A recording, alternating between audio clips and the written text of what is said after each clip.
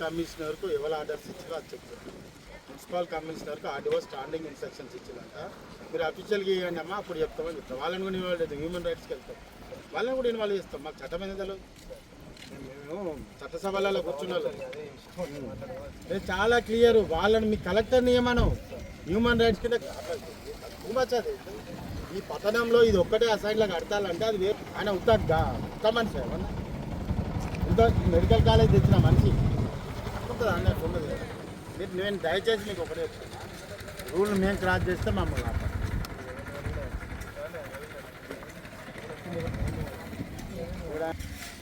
Sir అది assign number sir ముచ్చట పక్క పెట్టు. నీ చేతుకుంటా ఎన్ని అసైన్ వాటికి సంతకాలు పెట్టినావు చెప్పనని ఇదంతా ఇప్పుడే ఇస్తాను. సర్వపురం లిస్ట్ నీవు చేసింది, నువ్వు వచ్చినావు కదా, నిన్నే అడుగుతాడా నేను. వాళ్ళు ఎందుకు అడుగుతా, వాళ్ళని అడిగిన ఆల్రెడీ నేను, వాళ్ళందరినీ అడిగింది నేను. నువ్వు ఇప్పుడే తెప్పిస్తా నేను. ఇన్ఫర్మేషన్ యాక్ట్ కింద మొత్తం వస్తుంది ఎంతసేపు అట్లా. అది 15 రోజులు పడుతుంది కదా. మా వాళ్ళు ఊళ్ళో పోయి మా పార్టీ వాళ్ళని చెప్తే అన్నీ పడుతుంది. నేనేమంటున్నా, అధికారులు ఇన్వాల్వ్ కాకండి. ఇన్వాల్వ్ అయ్యే వాళ్ళు ఎవరో రమ్మని చూసుకుంటాను. నేను చెప్తున్నా, అనవసరంగా మీ ఉద్యోగాలకే సార్ ముందే చెప్తాను నేను. నాకు చట్టం తెలుసు, రూల్స్ తెలుసు, అన్నీ తెలుసు. మీరు ఇక్కడ ఏం జరిగిందన్నది కూడా నాకు తెలుసు. ఇంత మంచి కార్యక్రమాన్ని డిస్టర్బ్ చేయకండి. ఒక మనిషి చనిపోతే గింత టూ మచ్ ఉంటుందా, గింత చిల్లర ఉంటుందా? మీకేం సంబంధం అండి? రూల్ ఉంటే చెప్పి మేము ఆపుతాం, రూల్ ఉంటే చెప్పి ఆపుతాం. మీరు రూల్ని ఎట్లా క్రాస్ చేసినా మాకు తెలుసు. ఎంతమందికి ఇది నువ్వే వచ్చా మందికి ఇచ్చినావు మీ సర్వాపురం. అట్లా ఉండదండి.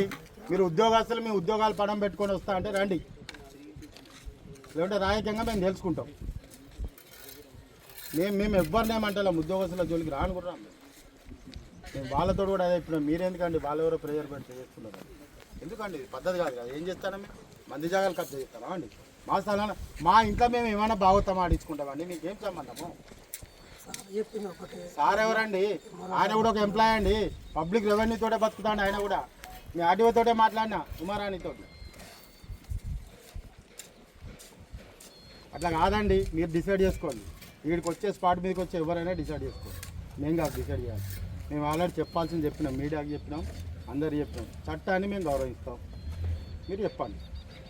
పెద్ద సువర్చనరెడ్డి ప్రాంతానికి చట్టసభలలో ఉన్నటువంటి ఒక ప్రజాప్రతినిధి చనిపోతే సొంత స్థలంలో విగ్రహం పెట్టుకోవడం అంటే అట్లా అనుకుంటే నర్సంపేటలో ఎన్ని వేల కుటుంబాలకు ఇచ్చేళ్ళు పర్మిషన్లు చెప్పండి.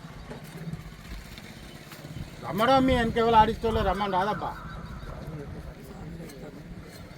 ఎంఆర్ఓ చెప్పు, ఎంఆర్ఓ చెప్పు. మీ ఎంఆర్ఓకి స్టాండింగ్ ఇన్స్ట్రక్షన్స్ ఉన్నాయి.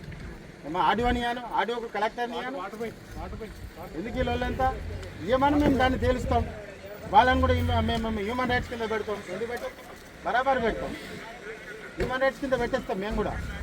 మనిషి యొక్క విలువను తీసేసి మానవ హక్కులు కాలరాసేది అధికారులా కాదు కదా. రాజకీయ నాయకులు చేస్తారు కాబట్టి, ఇక్కడ చేస్తారు కాబట్టి మేము వాళ్ళతో కొట్లాడతాం. మీకెందుకు ఈ పంచాయతీ?